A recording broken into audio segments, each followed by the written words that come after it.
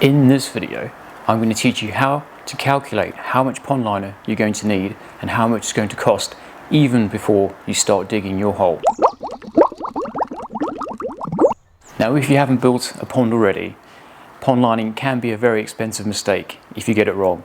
There's nothing worse than ordering way too much, or even probably the worst thing of all is not ordering enough.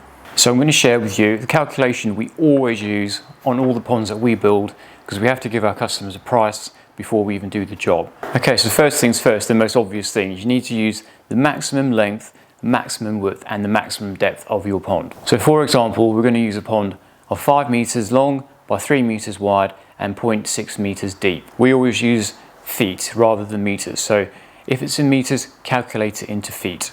To do this, if it's 5 meters times 5 by 3.3. So based on that, once you've calculated everything from meters into feet, you'll have something like this: 16.5 feet by 9.9 feet by, call it 2 feet deep. Once you've calculated everything into feet, the next step is you need to double the depth. For this example, this depth is 2 foot, so we times it by 2, which is now 4. Now for the next part, depending on how much overlap you want, for this example, we're going to presume the pond wants 1 foot of pond liner overlapping around the entire edge. So we now add 1 to the depth.